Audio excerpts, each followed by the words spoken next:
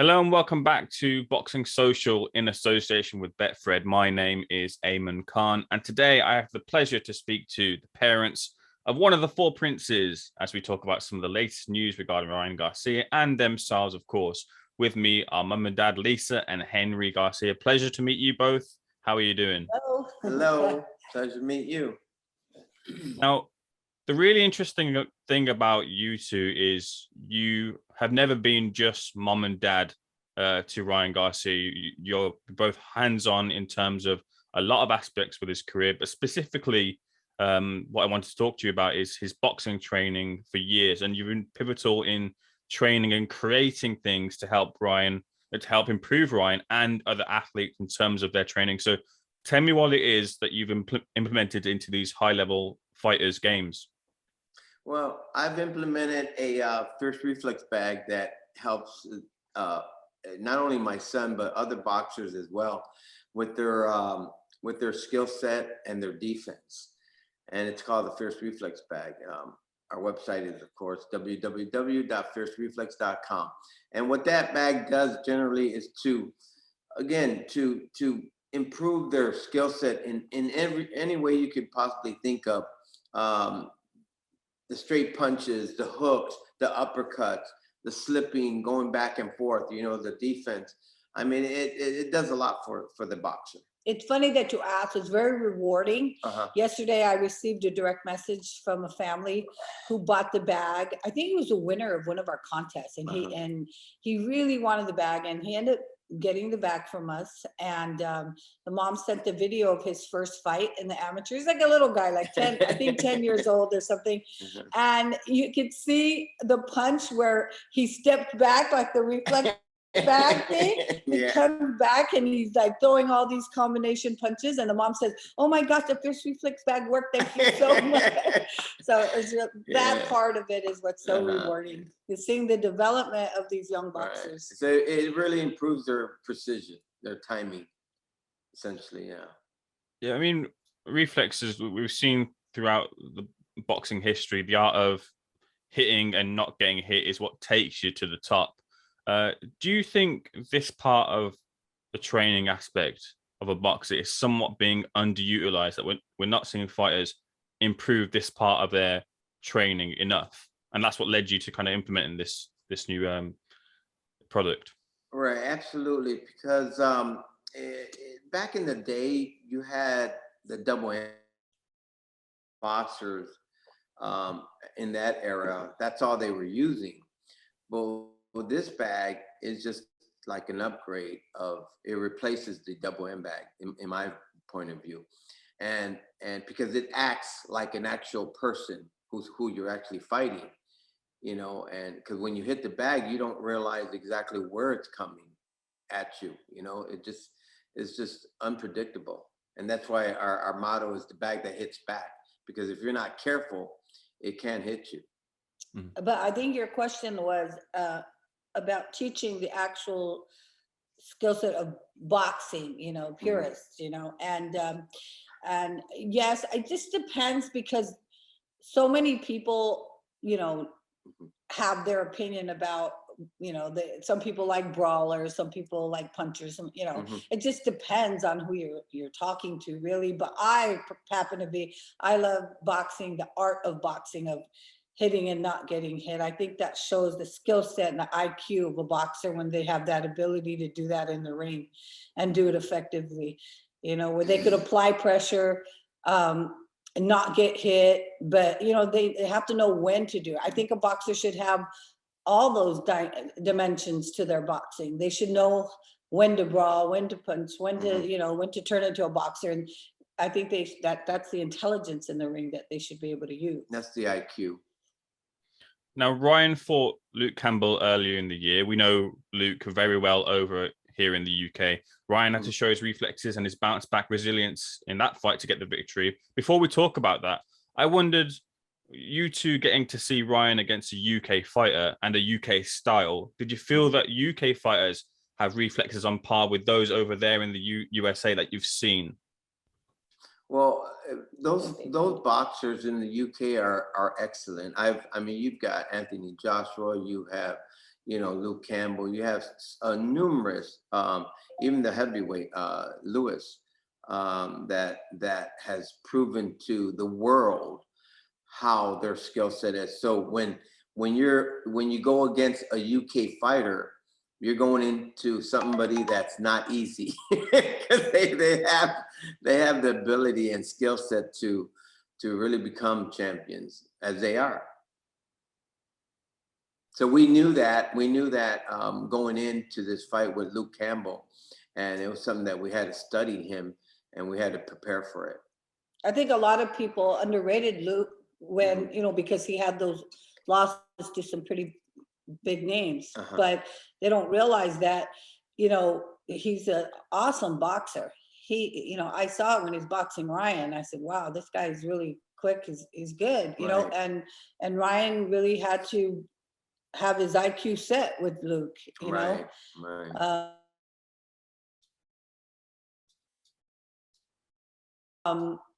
And, Ryan reflects on that and knows, what went wrong in that at that moment, but for Ryan, because he is so resilient, he was able to just bounce back up and finish that's what I was talking about. He made that adjustment and said, I got to go forward and put some pressure. And that's what happened.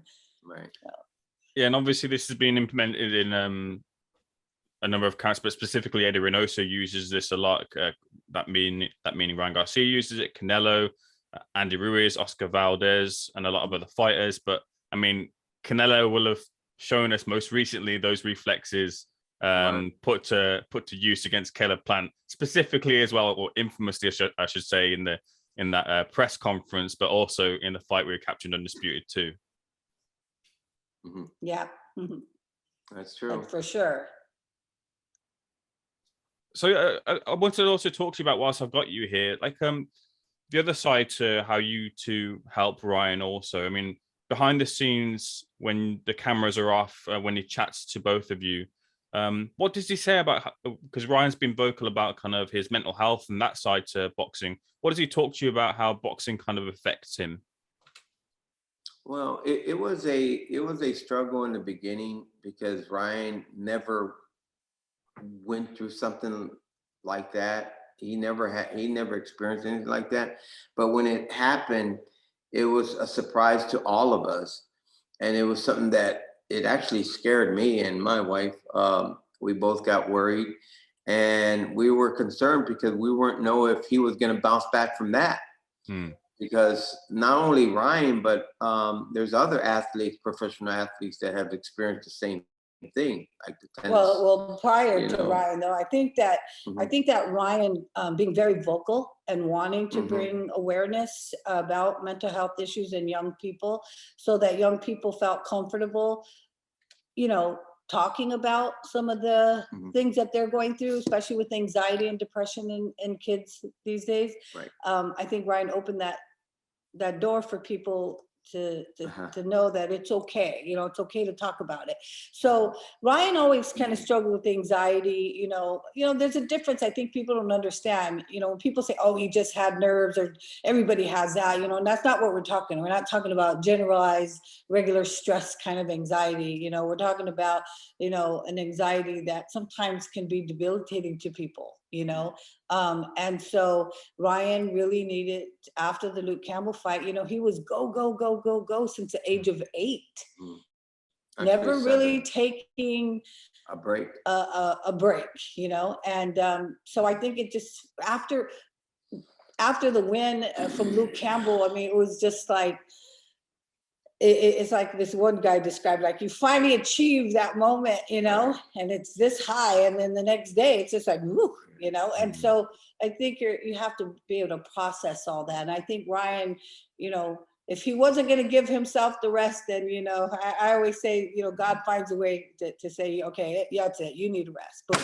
So I think it was good for Ryan to take the year off, rest, Plus he was injured. Yeah, let his body rest, he did have to seek some mental health wellness program, and that really helped him, So when he came out of that, went back to the gym, he's always had, an issue with his wrist. every fight he's had to fight with some level of discomfort, and but it just, this time it wasn't going to work. What he would have to do before a fight to make sure that he was going to be okay. So the doctor told him, you have to have surgery. That's all there is to it. Right. So, and then unfortunate for us, he was ready to fight JoJo, but it couldn't happen. So he tried. Doctor asked him, you want to do a cortisone shot and try to get to this fight? Ryan said, yes, give it to me. Tried it. It still didn't help at this time. So that's why he had to have the surgery and take the time off. But he's healing properly. Yeah, he's good now. He's ready to go in tomorrow, and hopefully he would get his physical therapy now. Right. Before we get to his ring return, I want to talk to you as well about, the stakes get higher as Ryan climbs the ladder in the sport. What's it like for you two ringside watching him, come through now his first professional knockdown, get back, bounce back? It can't be easy watching Brian obviously boxing in the first place, because obviously it's such a tough sport, and what you kind of leave in the ring there. But what's it like for you two watching him kind of climb that ladder and seeing it firsthand? Well, to me, it's just another day for us, because I know that with the training, the preparedness that goes into this, to any fight, is really important, because I know the levels of what we're up against. I know the people that are in his division, so we prepare for those moments, and for that reason, I'm not really nervous about that, because I know that with proper preparation, we're gonna get through it. And I know my son has a high Q of boxing ability. I know that his reflexes are good. His training is on cue, and we have a good team behind us, all around, and he has his family support. So with all that, we go into it well prepared. So to me, I now don't, he has that. I don't worry about it. He was throwing the hooks, right? Yeah. And then now he has the right. Yeah. Now he has the right. You guys haven't seen his right yet. Wait till you see his right. Wait till you see his right. And that's something that people now they show Brian as, the hook, the left hook, but they don't realize that his right hand is just as powerful and dangerous. And when it's all cured, it's even going to give us more confidence to say that, hey, we're well prepared. Now, we mentioned Canelo earlier, and obviously him capturing undisputed titles. There were some comments Canelo had regarding Ryan's motivation. Were you surprised by seeing that in regards to kind of what's happened with Ryan in this year so far? I'm sorry. What was the question exactly? We talked about Canelo earlier. He captured undisputed titles recently, but he had some comments regarding Ryan's dedication in the year. Were you surprised by those comments, considering regarding what's happened to Ryan, as you mentioned, so far this year? Surprised.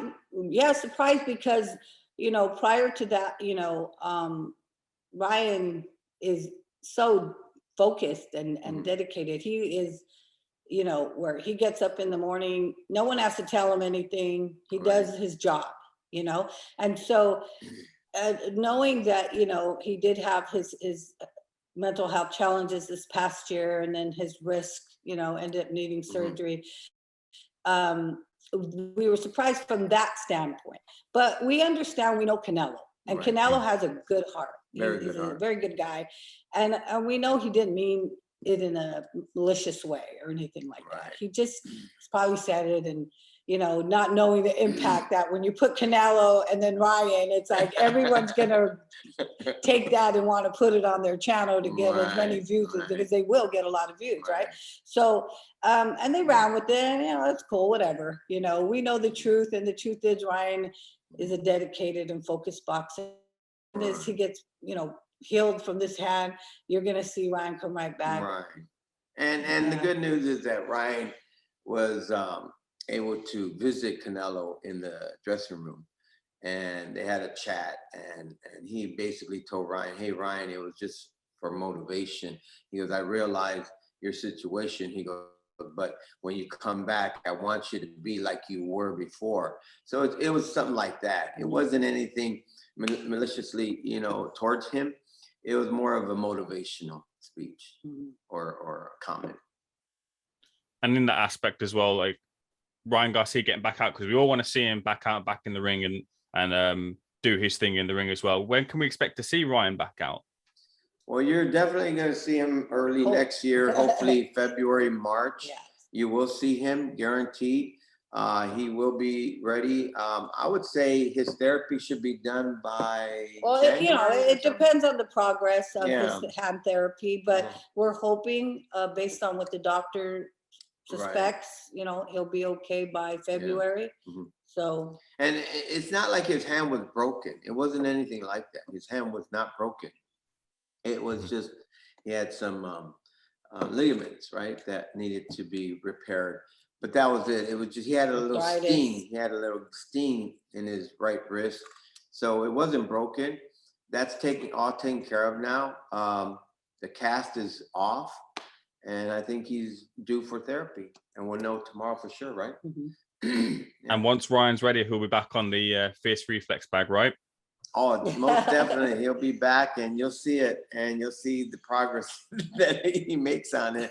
Actually, that's the first thing that we're going to get him onto, because the Fierce Reflex bag isn't a heavy bag. Yeah. So it'll be good for his hand just to test out, it out. the pressure. So that'll be a good way to start. I know Ryan's super excited. Can't wait to get back in the ring. He Yeah. already says, I want to spar, This is it. Mhm.